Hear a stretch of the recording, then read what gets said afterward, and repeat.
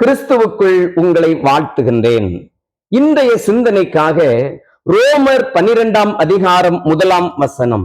சகோதரரே, நீங்கள் உங்கள் சரீரங்களை பரிசுத்தமும் தேவனுக்கு பிரியமுமான ஜீவ பலியாக ஒப்பு கொடுக்க வேண்டும் என்று தேவனுடைய இரக்கங்களை முன்னிட்டு உங்களை வேண்டிக் கொள்கிறேன். இதுவே நீங்கள் செய்யத்தக்க புத்தி உள்ள ஆராதனை. புத்தி உள்ள ஆராதனை, இதுதான் இன்று நம்முடைய சிந்தனை. எது புத்தி உள்ள ஆராதனை என்று இந்த வசனத்திலே பவுலடிகளார் குறிப்பிடுகிறார். கரைபடாத சரீரம், ஆண்டவருக்காக ஜீவ பலியாக முழுமையாக அர்ப்பணித்து வாழுவது, இதுவே புத்தி உள்ள ஆராதனை என்று குறிப்பிடுகின்றார்.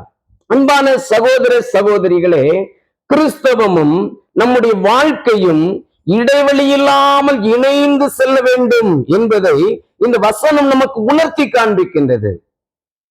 ஒரு கிராமத்திலே ஒருவர் சில புறாக்களை வளர்த்தார். அந்த புறாக்களை காலையிலே கூண்டிலிருந்து திறந்து விடுவார். அவை பறந்து சென்று மேய்ச்சல் கண்டு மாலை பொழுதிலே அந்த கூட்டை நோக்கி திரும்பி வந்துவிடும். சில நேரங்களில் சில புறாக்கள் வேடனுடைய வலையில் சிக்கிக் கொள்வதும் உண்டு. இதை எப்படியாவது தடுக்க வேண்டும் என்று இந்த மனிதர் புறாக்களை ஒரு நாள் கூண்டிலே அடைத்து வைத்து அவைகளுக்கு ஒரு பாடம் கற்றுக் கொடுத்தார்.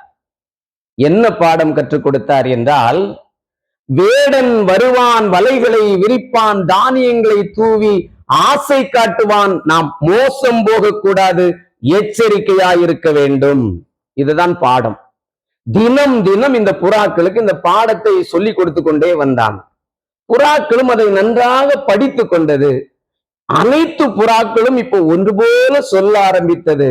வேடன் வருவான், வலைகளை விரிப்பான், தானியங்களை தூவி ஆசை காட்டுவான், நாம் மோசம் போகக்கூடாது, எச்சரிக்கையாயிருக்க வேண்டும். புறாக்கள் எல்லாம் இப்படி ஒன்று போல சொன்னதும் அந்த மனிதருக்கு ஒரு பெரிய நம்பிக்கை வந்து விட்டது. இனி நம்முடைய புறாக்கள் வேடனுடைய வலையில சிக்காது என்று சொல்லி ஒரு நாள் இவர் மகிழ்ச்சியோடு கூட அந்த புறாக்களை திறந்து விடுகிறார்.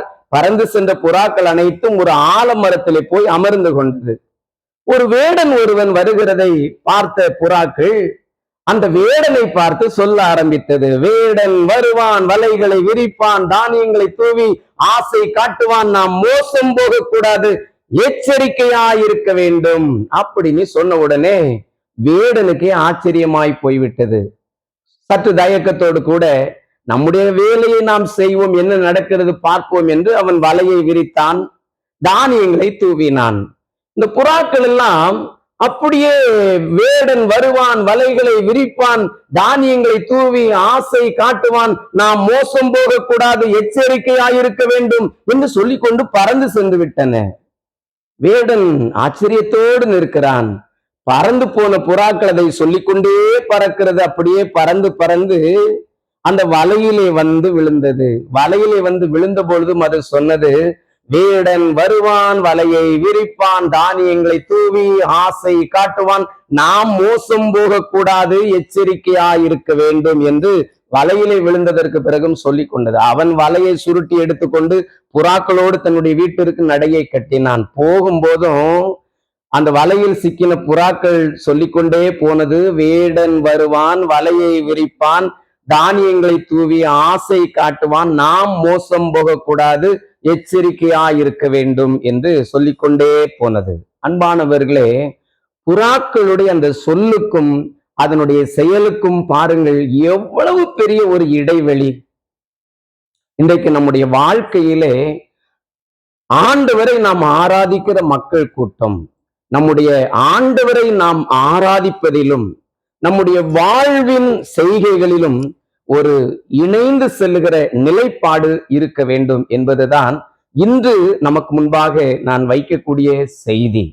அன்பான சகோதர சகோதரிகளே, லூக்கா நற்செய்தி நூலிலே 2ஆம் அதிகாரத்திலே 37ஆம் வசனத்தை பார்க்கிற பொழுது, ஏறக்குறைய 84 வயதுடைய அந்த விதவை தேவாலயத்தை விட்டு நீங்காமல் இரவும் பகலும் உபவாசித்து ஜெபம் பண்ணி ஆராதனை செய்து கொண்டிருந்தாள் என்று சொல்லப்பட்டிருக்கிறது.